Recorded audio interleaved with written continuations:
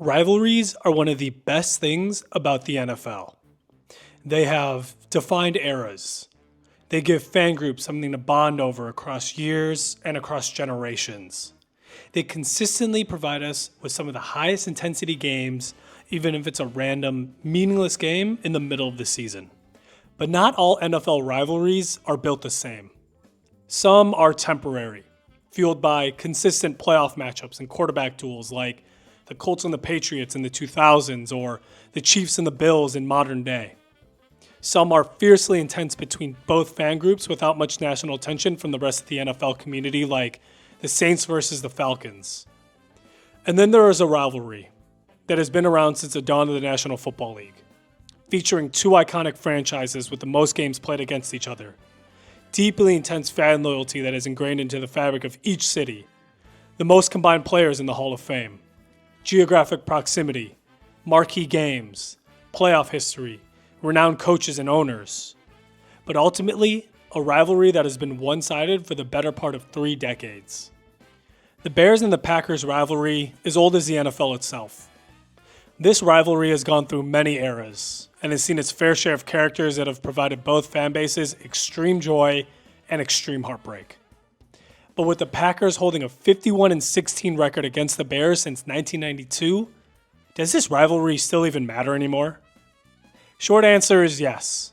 But why is that the case? In this video, I wanted to go into some of the key games and moments that has kept the flame of this rivalry alive starting from the early 1990s, and the accumulation of events that ensures that this rivalry will always be deeply important to both fan bases. We're going to take the North and never give it back. Now, we've won 104 times against them. Not that you're counting? No, I think everybody in Green Bay is counting, for sure. He missed it! He missed it! Yes! Bears and Packers, you know how it ends. Let's talk about it right now. It's February 11th, 1992, and Brett Favre was just traded from the Atlanta Falcons to the Green Bay Packers for a first-round pick. Brett Favre had been sought after by Packers GM Ron Wolf, who had intended to pick Favre in the 1991 NFL Draft when he was an assistant GM with the New York Jets. He even supposedly overruled the doctors who failed Favre's physical after being diagnosed with a degenerative condition in his hip. This was also the first season for new Packers head coach Mike Holmgren, who was previously the OC for the 49ers. Replacing Don Majkowski during Week 3 of the 1992 NFL season after Majkowski tore an ankle ligament in the first quarter, Brett Favre took the Packers' reign at quarterback and proceeded to start 253 straight games. But we're getting ahead of ourselves. Brett Favre played his first game against the Bears during Week 8 of the 1992 NFL season. The Jim Harbaugh-led Chicago Bears got the better of this first matchup at Lambeau Field, but coming into Week 12 with the Bears on a 3-game losing streak and Favre coming into the game with a separated shoulder, we saw the Pack even up the season series with a 17-3 win, marking Favre and Holmgren's first win against the Chicago Bears. Following another 1-1 series split in the 1993 NFL season, Brett Favre and the Packers proceeded to rattle off 10 straight wins against the Bears, where over the course of these 5 seasons we saw both Chicago and Green Bay make the 1994 NFL playoffs, in which both teams lost the divisional round matchups against the 49ers and Cowboys respectively. We saw a man jump out of his seat to catch an extra point during Monday Night Football. We saw Brett Favre earn 3 straight MVP awards, while we saw the Bears have 6 different starting quarterbacks. We saw the Packers become a dominant team and go to the Super Bowl in back-to-back years. We also saw former Super Bowl winning Bears quarterback Jim McMahon, who was serving as Favre's backup in the 1996 NFL season, wear his Bears jersey to the Packers' White House visit. And we also saw the Bears go through back-to-back 4-12 seasons and get so close to finally ending the streak, with 3 out of the final 4 matchups only separated by 1 score. This was, at the time, the longest winning streak between these two teams, and shifted the scales back into Green Bay's favor following the Bears' era of dominance during the mid to late 80s. But in their first matchup in the 1999 NFL season, just days following the passing of legendary Chicago Bears running back Walter Payton, the Bears finally ended the losing streak against the Packers off of a blocked field goal, giving them the 14-13 win. But we did see the Packers get their revenge 4 weeks later, and then they proceeded to win 7 out of the 8 next matchups, even in a season where the Bears finished with a 13-3 record, meaning that 66.6% of the Bears' losses that season were to the Packers. Now, I don't want to just gloss over the 2001 Bears season where they finished second in the NFC and received a first-round bye. But they did get upset at home in the divisional round after quarterback Jim Miller had to leave in the second quarter, also marking the last game ever played at the old Soldier Field. So if we're keeping score, the record between the Packers and the Bears from 1992 to 2003 stands at 20-4 in favor of Green Bay. And that brings us to the 2004 NFL season, where we get to meet a few new very important characters that help shape the next couple of years for this historic rivalry. Following 2 losing seasons, the Bears fired head coach Dick Jauron and brought in a new voice to lead the team, Lovie Smith.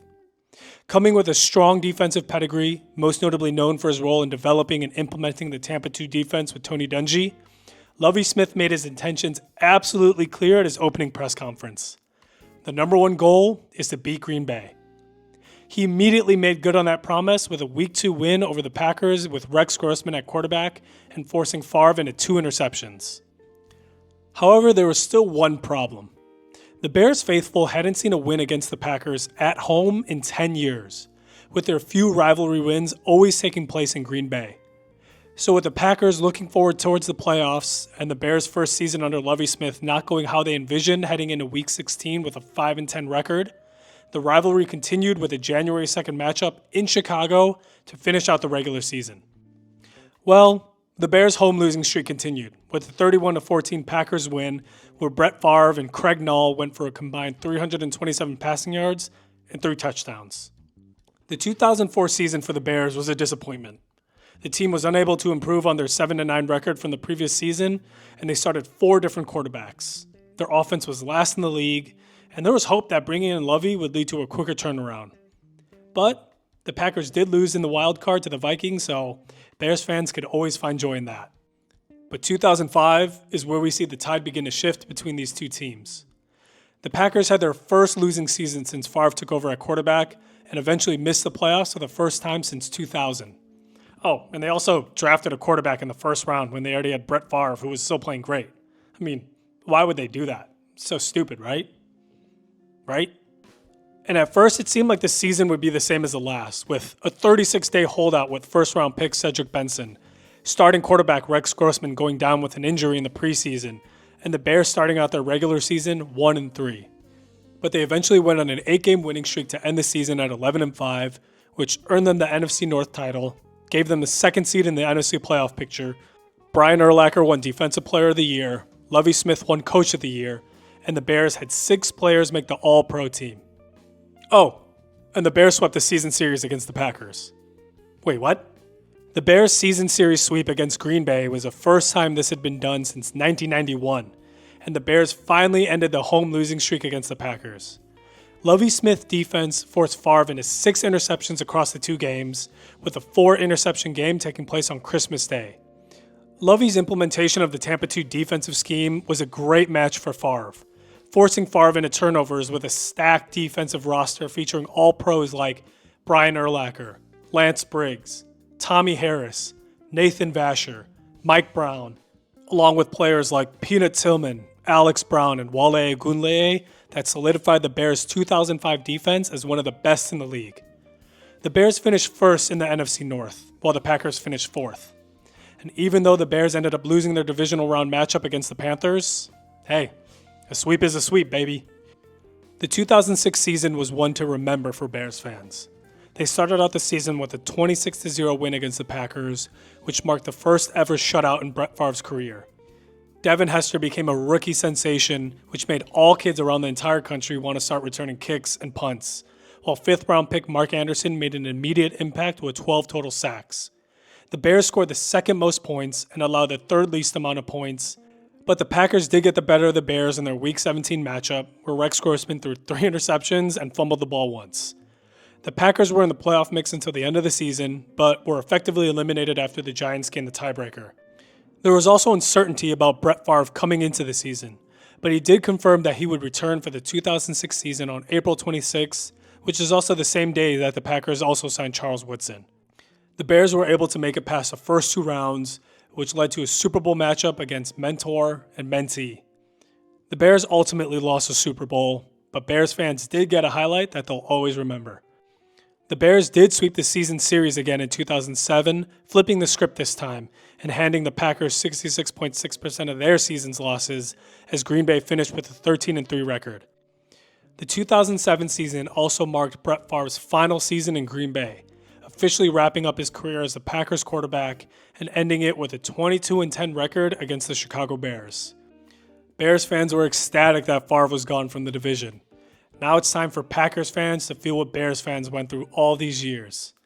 With a 6-2 record for Lovie against Green Bay, fans thought that it's time for a new era in this historic rivalry. And even though the Bears missed the playoffs in 2007, they finally have an upper hand on the Packers because Favre is now gone. After waiting for his opportunity for 3 full seasons, Aaron Rodgers was named the starting quarterback after Brett Favre announced his retirement in March, then went back on his desire to retire, saying that he never fully committed to retirement, then was ultimately traded to the Jets for a conditional 4th-round pick after Packers leadership made it clear that they were committed to Rodgers as their new QB. Coming into his first rivalry matchup with a 4-5 record and the Bears with a 5-4 record, both teams were looking to make a statement in this new iteration of this storied rivalry. The Rodgers-led Packers dominated the Bears in his first ever matchup, leading Green Bay to a 37-3 victory, which is quite the spooky omen for Bears fans. Sitting very comfortably behind the Green Bay offensive line, Rodgers threw for 227 yards, 2 touchdowns, and 1 pick. But the main offensive weapon was running back Ryan Grant, who went for 145 yards and 1 touchdown, averaging 5.8 yards per carry. But in the second matchup of the 2008 season on Monday Night Football, 3 days before Christmas, Bears fans were able to feel a sense of relief as a Robbie Gould game winner in overtime tied the season series and kept the team's playoff hopes alive. The Bears were eliminated from the playoff race following their Week 17 loss against the Texans, but at least they beat Green Bay the week before. Rodgers ended his first full season with 4,038 yards, 28 touchdowns to 13 interceptions, and 4 touchdowns on the ground. On the other hand, Kyle Orton ended his season with 2,972 passing yards, 18 touchdowns to 12 interceptions, and 49 yards on the ground. Though, rookie Matt Forte was a revelation, with 1,238 rushing yards to go along with 477 receiving yards and 12 total touchdowns. Unsatisfied with their quarterback play these past few seasons, the Bears made a trade for Jay Cutler, giving up 2 first-round picks, a 3rd-round pick, and also getting rid of Kyle Orton, which is sort of an addition by subtraction. But this move didn't show much dividends for the rivalry as the Packers swept the season series in 2009, beating the Bears by 6 points and 7 points. And the 2009 season was Aaron Rodgers' coming out party. With 4,434 passing yards, 35 combined touchdowns, and only 7 interceptions, Aaron Rodgers, along with DPOY Charles Woodson, led the Packers to an 11-5 record and one of the most memorable playoff games in recent history. Even though they weren't able to secure the win, we were able to see Aaron Rodgers duel against Kurt Warner and go off for 423 passing yards and 4 touchdowns in his very first playoff game. And then we make it to 2010, the beginning of Aaron Rodgers as the boogeyman in Chicago.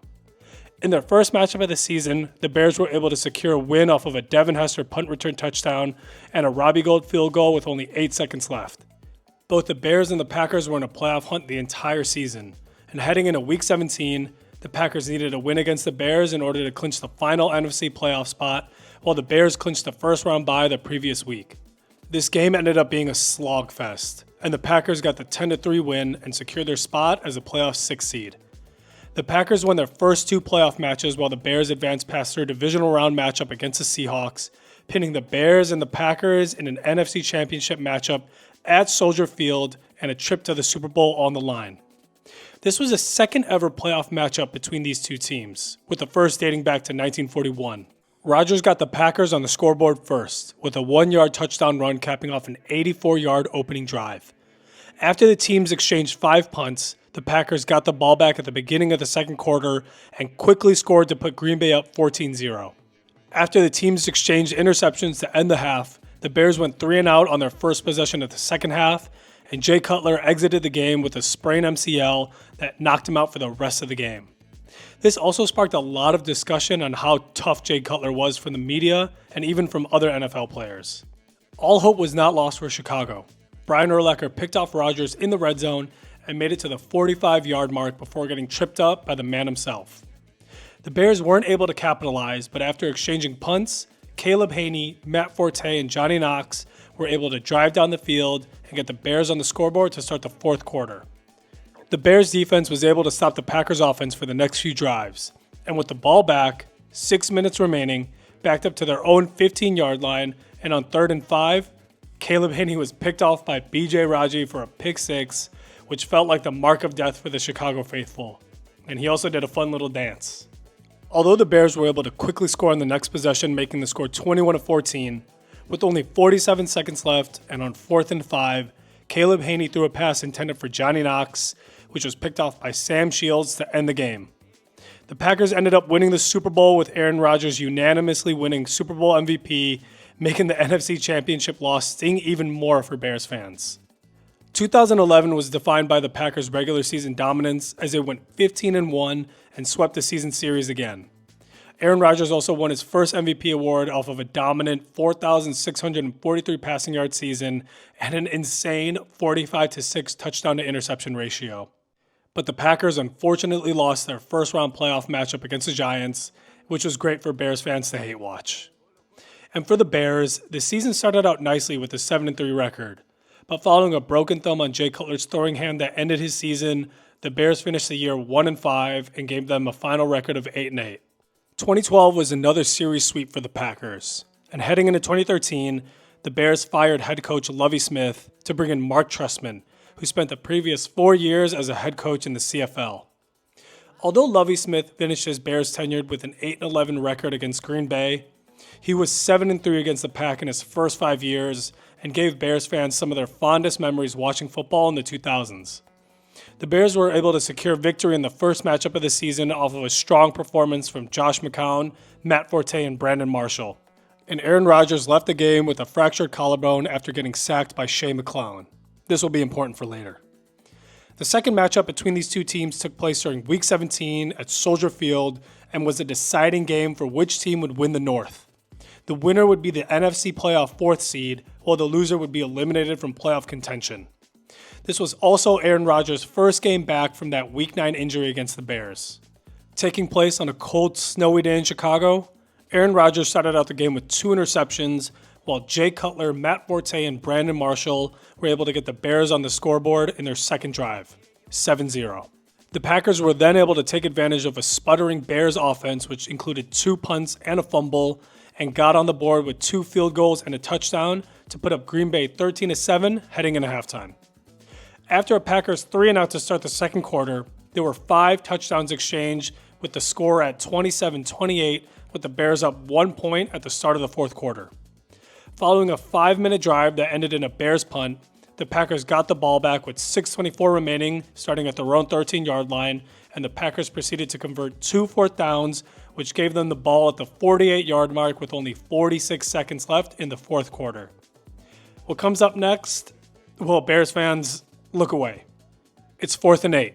The Bears send a 6-man blitz. There's pressure, but Rodgers escapes out of the pocket and finds a wide-open Randall Cobb for the game-winning touchdown and absolutely rips the heart out of Bears fans. A consistent theme. The Packers ended up losing in the first round of the playoffs, but swept the 2014 season series, which included a 6-touchdown first-half performance and Rodgers' second MVP. The Bears entered the 2015 season with a new head coach and GM in John Fox and Ryan Pace, and were able to tie the season series with a win against Green Bay on Thanksgiving in the night of Brett Favre's jersey retirement, but ultimately missed the playoffs while Rodgers did Rodgers things. Come on.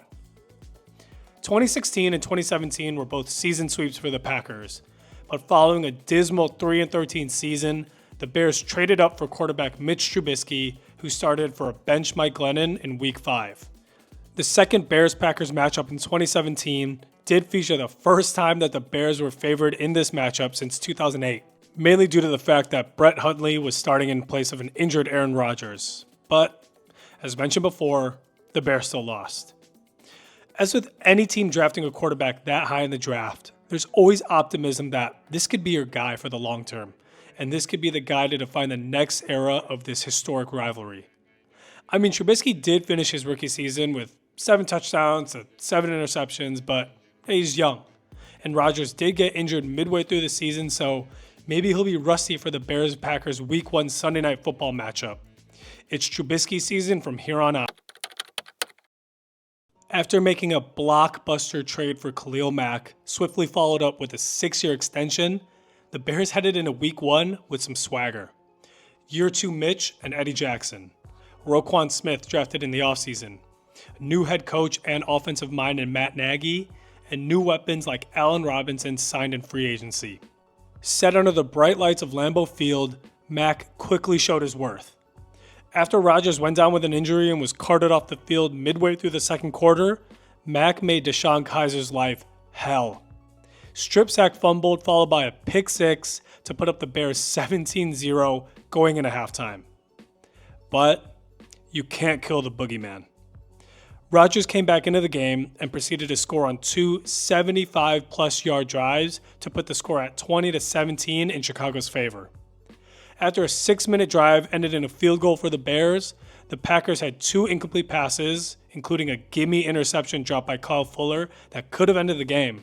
It's 3rd and 10, where the Bears sent a blitz that led to no pressure on Rodgers and allowed him to find that pesky Randall Cobb in the middle of the field, who proceeded to run 75 yards down the field, untouched, to put the Packers up by 1. A 4th and 9 roughing the passer call on Clay Matthews kept the drive alive, but a Mitch Trubisky sack fumble on 4th and 10 ended the game and spoiled an elite first performance from Khalil Mack, and again shattered the hearts of Bears fans everywhere. But the regular season did feel different for both teams. For the Packers, the season was marred by poor coaching, inconsistency, and Aaron Rodgers dealing with injuries throughout the entire year. For the Bears, this season was defined by an elite defense. The Vic Fangio-led defense was a sight to behold, with players like Khalil Mack and Leonard Floyd on the edge, Akeem Hicks and Eddie Goldman manning the middle, a dynamic backfield led by Kyle Fuller and Eddie Jackson, and Roquan Smith and Danny Trevathan patrolling the middle of the field. The Bears generated the most turnovers in the league, allowed the 3rd least amount of yards per game, and had the 3rd most sacks. The offense was serviceable, with Mitch throwing for 3,223 yards and 24 touchdowns to 12 picks, and making it to his first Pro Bowl with help on the ground from Tariq Cohen and Jordan Howard. Heading in the second matchup against Green Bay, the Bears had a 9-4 record with a focus on the postseason, while the Packers were 5-7-1, just hoping for the season to be over. This Week 15 matchup did give Trubisky his first win against Green Bay in front of the Bears faithful at Soldier Field, and helped the Bears clinch the NFC North title for the first time since 2010, while also officially eliminating the Packers from the playoffs. It's only up from here for the Bears, right? Well, Cody Parkey double doink. Even when the Bears win the season compared to the Packers, the team still finds some way to break everyone's heart. In the offseason, the Bears lost defensive coordinator Vic Fangio as he took a head coaching opportunity with the Denver Broncos. This was also the Bears' 100th season in the NFL, so that's exciting. On the Packers side, the team hired new head coach Matt LaFleur after Mike McCarthy was let go after the Packers' Week 13 loss, and drafted key pieces on defense including Rashawn Gary and Darnell Savage, and shored up the interior of their offensive line with Elton Jenkins. The Bears and the Packers kicked off the season with a Thursday night game at Soldier Field. And even with the loss of Vic Fangio and a devastating loss in the playoffs, there was still so much optimism for this Bears team, with a young quarterback, another season for Matt Nagy to fine-tune the offense, and elite defensive weapons.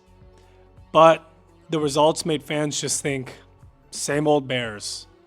The Bears' offense was putrid, only putting up a field goal in what was a 10-3 loss, with the Bears' defense showing up with 5 sacks and limiting the Packers to a combined 250 yards.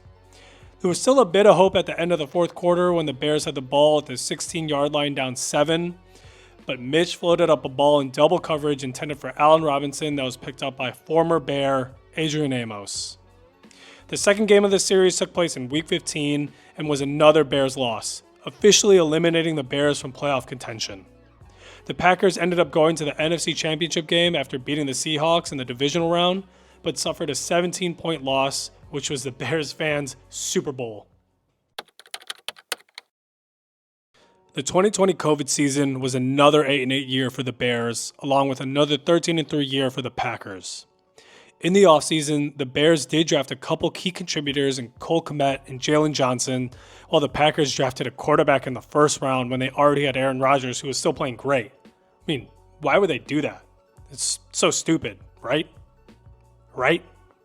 Despite starting out the season strong with a 5-1 record, the Bears lost their next 6 games, which included another loss to the Green Bay Packers, which marked the Packers' 100th victory against the Bears. The Bears did go on a 3-game winning streak from Week 14 to Week 16 to put them at an 8-7 record heading into the final week of the regular season against none other than the Packers. The Bears still had playoff aspirations as a Cardinals loss to the Rams would guarantee the Bears a final wildcard spot in the NFC.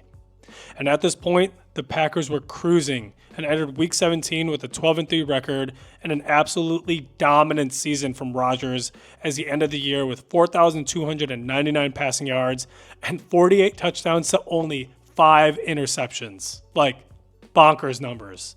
And we haven't mentioned him yet, but Davante Adams was absolutely incredible this season as well, with 1,374 receiving yards and 18 touchdowns.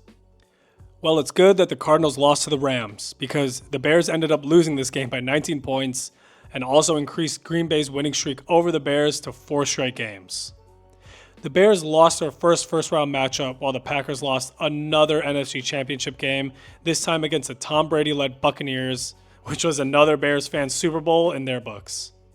However, Mitch Trubisky did win the first ever MVP, so that has to be worth something.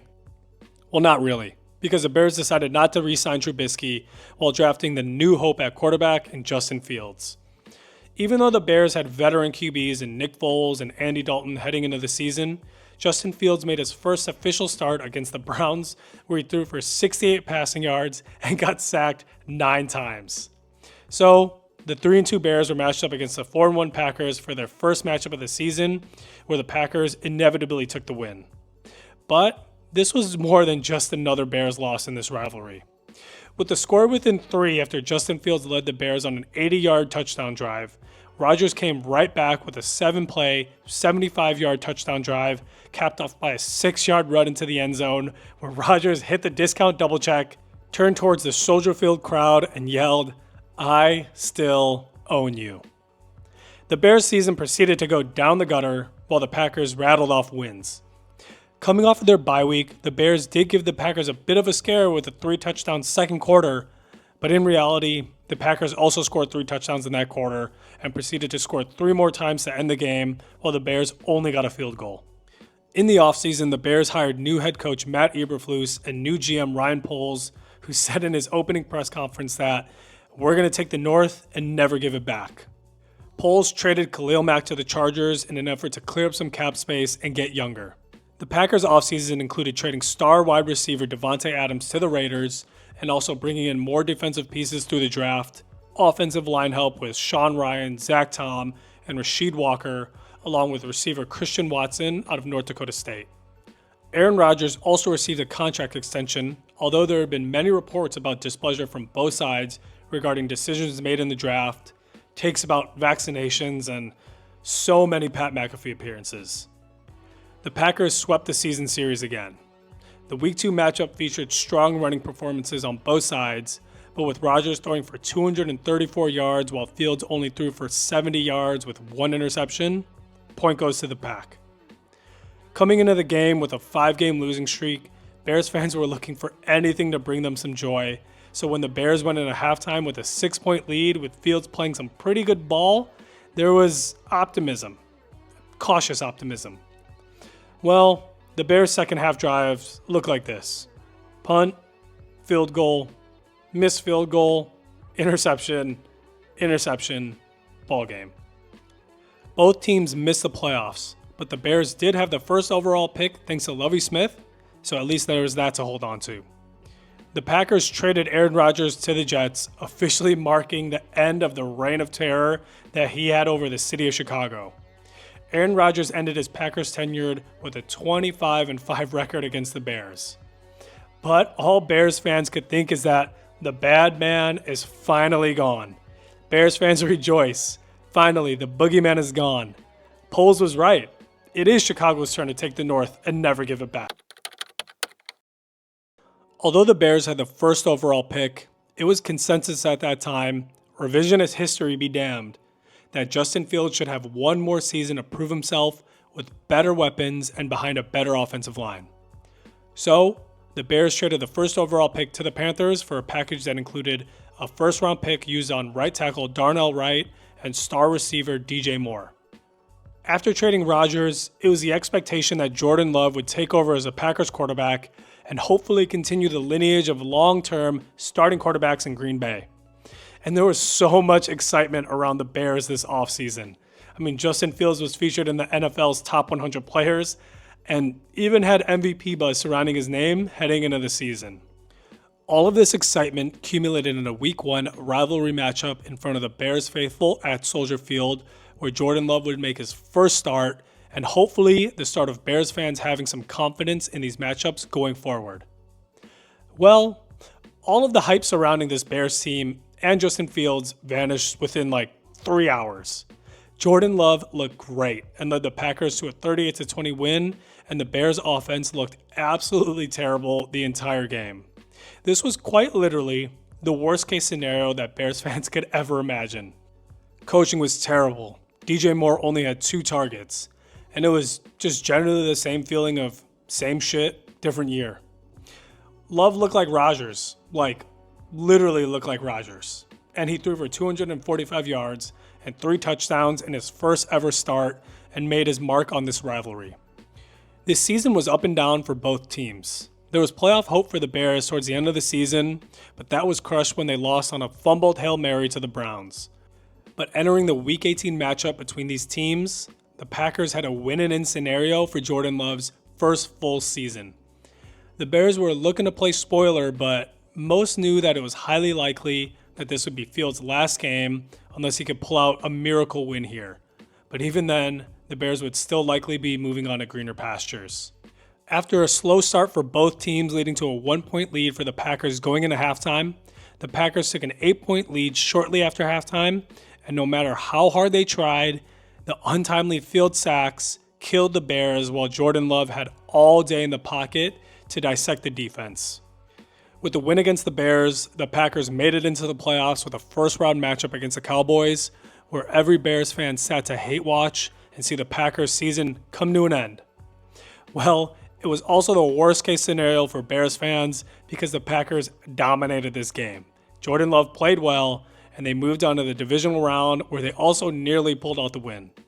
If that happened, we may have seen the city of Chicago completely lose their minds. Well, in the following offseason, Justin Fields was traded to the Pittsburgh Steelers, and the Bears drafted Caleb Williams to take charge of this rivalry and put an end to this one-sided dominance. Coming into the first matchup in Week 11, Caleb Williams and the Bears had already gone through a lot of emotional turmoil while the Packers were coming into the game with a 7-3 record.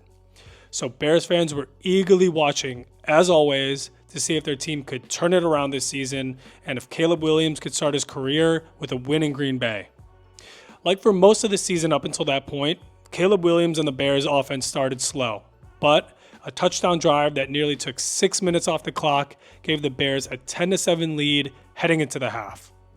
On the Bears' first drive coming out of the half, the Bears managed to get all the way to the 9-yard line but had to settle for the field goal. The Packers turned around with a touchdown drive to put them up by 1, but a great drive with short passes and good runs ultimately led to a DeAndre Swift 39-yard touchdown run to put the score at 19-14 Chicago. The next Packers drive was a turnover on downs after getting to the Chicago 6-yard line and nearly reaching the end zone off of a Jordan Love run.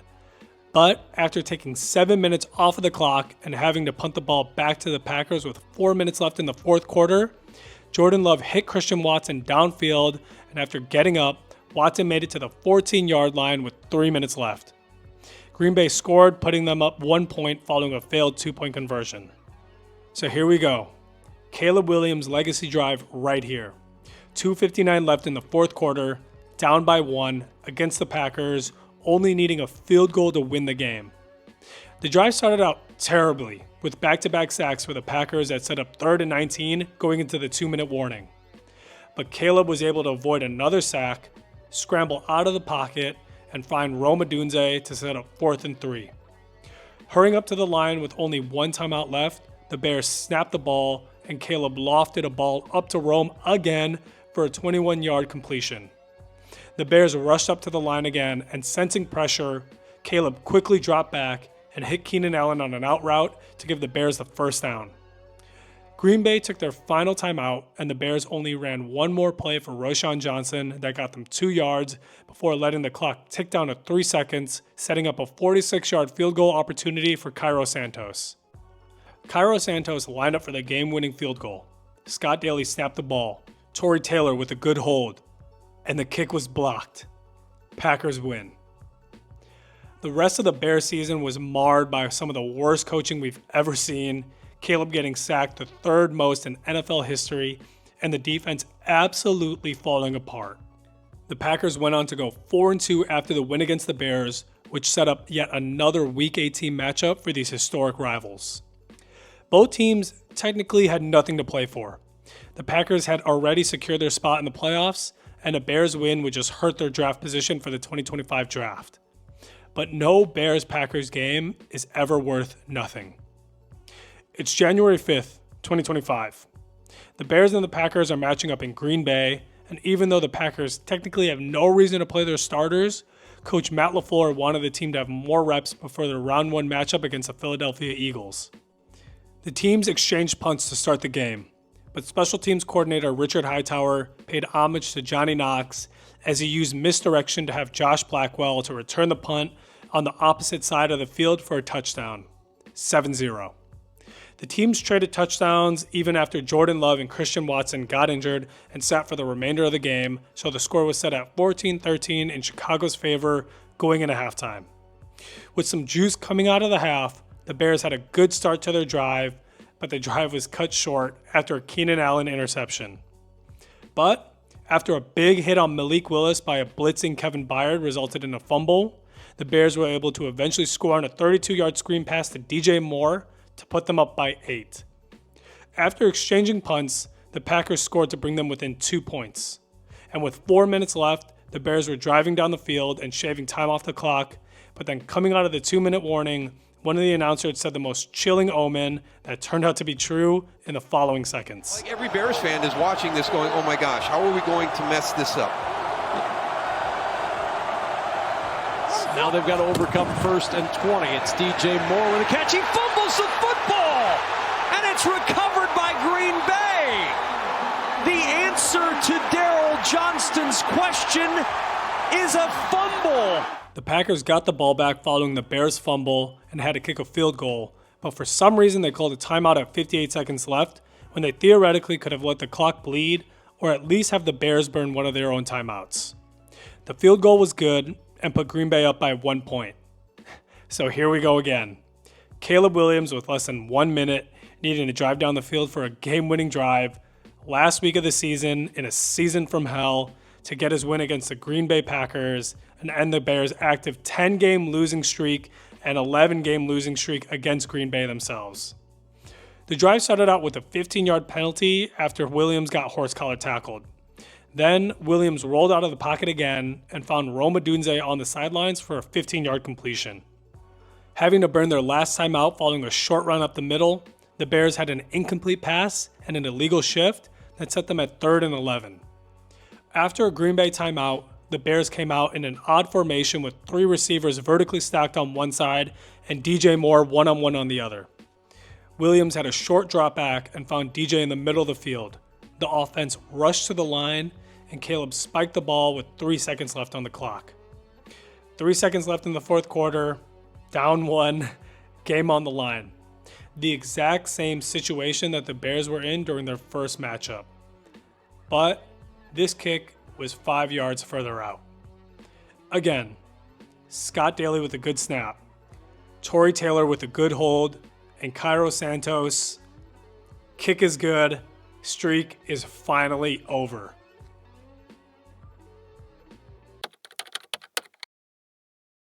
The Bears finally won. Caleb Williams beat the Packers in his rookie year. The Bears and Packers ended the season with the same record in division play. Bears fans rejoiced. Packers fans can downplay this loss by saying that their starters weren't playing for the majority of the game and that this was really a meaningless game for them. Will the Bears fans ever care about that? Of course not. This was a perfect end to a miserable season and gives Bears fans something to watch and rewatch all offseason long. Is this the end of the rivalry? Definitely not. This is only a new chapter. A new era between two historic franchises with new main characters, but it's still the same book. Maybe the narrative will change this coming season. Maybe it will stay the same as we've seen it in the past. Maybe it will be a combination of both.